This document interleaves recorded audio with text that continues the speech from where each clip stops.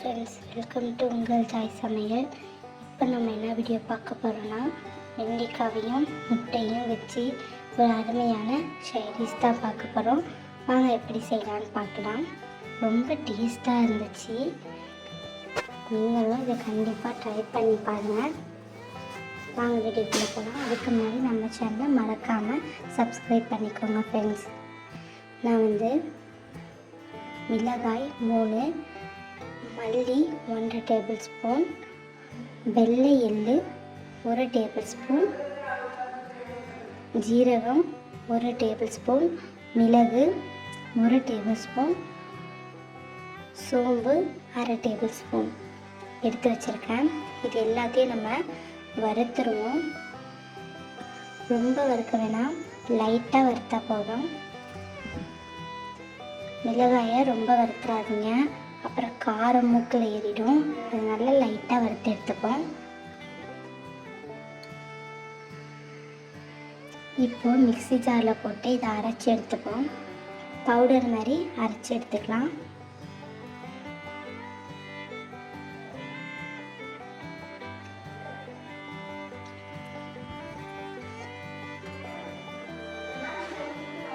இதே போல் அரைச்சி எடுத்துப்போம். ஒரு பேனில் எண்ணெய் ஊற்றி கொஞ்சம் உப்பு போட்டிருக்கேன். எல்லாரும் வெண்டைக்காவை போட்டுட்டு அதுக்கப்புறம் தான் உப்பு போடுவாங்க. நான் அப்படியே மாற்றி பண்ணியிருக்கேன். நீங்கள் எப்படி வேணாலும் போட்டுக்கோங்க. இப்போது வெண்டைக்காவை போட்டுடலாம்.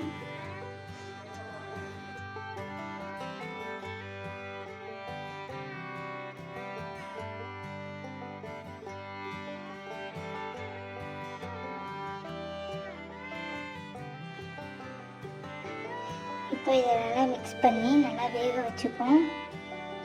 இந்த மாதிரி ஸ்பைடர் வலை மாதிரி வரும்.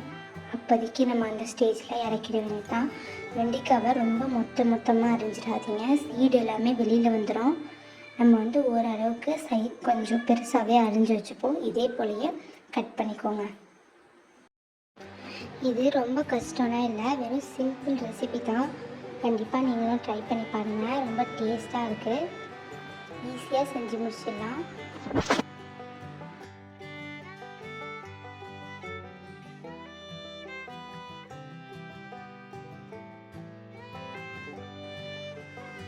வெந்துருச்சு.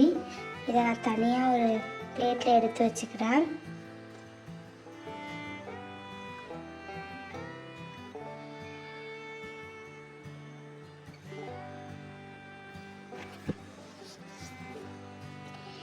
இப்போ ஒரு பேனில் கொஞ்சமாக ஆயில் விட்டு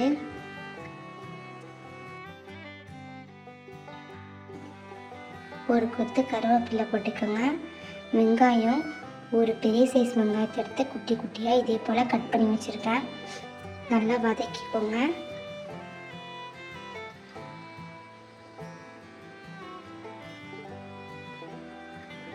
லைட்டாக மஞ்சள் தூள்,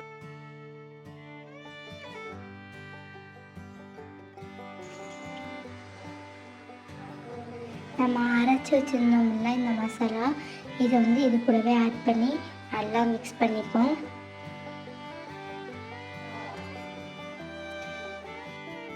ரெண்டு குட்டி தக்காளியை கட் பண்ணி வச்சுருக்கேன். இது கூடவே சேர்த்துக்கிட்டு நல்லா மிக்ஸ் பண்ணிப்போம். கொஞ்சம் கொஞ்சமாக தண்ணி ஊற்றி நல்லா கிரேவி பதத்துக்கு வரணும். தக்காளி நல்லா வேகணும். வெந்தோன்னா கிரேவி மாதிரி வரும்.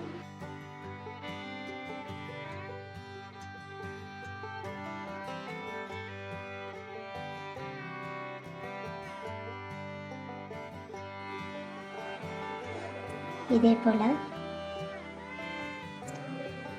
நீங்கள் உங்களுக்கு தேவையான அளவு தண்ணி ஊற்றிக்கலாம். உங்களுக்கு எவ்வளோ தண்ணி ஊற்றினா எப்படி கிரேவி மாதிரி வரும் அப்படின்னு சொல்லிட்டு தெரியும். அதே போல் ஊற்றி நீங்கள் பண்ணிக்கோங்க. இப்போது வெண்டைக்காவை இது கூட போட்டு நல்லா மிக்ஸ் பண்ணிப்போம். அப்படியே சைடில் 2 முட்டையை உடைச்சி ஊற்றிக்க வேண்டியதான்.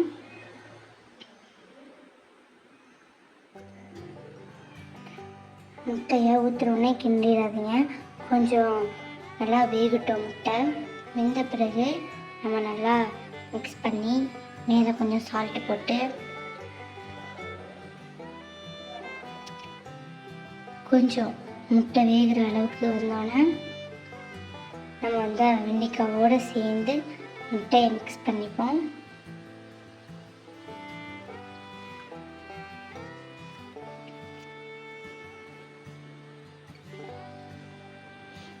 இதே போல் நல்லா மிக்ஸ் பண்ணிப்போம். 5 மினிட்ஸ் லோ ஃப்ளேமில் வச்சு நீங்கள் இதே போல் கிண்டிக்கிட்டே இருங்க. அவ்வளோதான் ஃப்ரெண்ட்ஸ், ரெடி. இந்த வீடியோ பிடிச்சிருந்தா மறக்காமல் லைக் பண்ணுங்கள், கமெண்ட் பண்ணுங்கள், ஷேர் பண்ணுங்கள், மறக்காமல் சப்ஸ்கிரைப் பண்ணுங்கள் ஃப்ரெண்ட்ஸ். தேங்க்ஸ் ஃபார் வாட்சிங். அடுத்த வீடியோவில் சந்திப்போம்.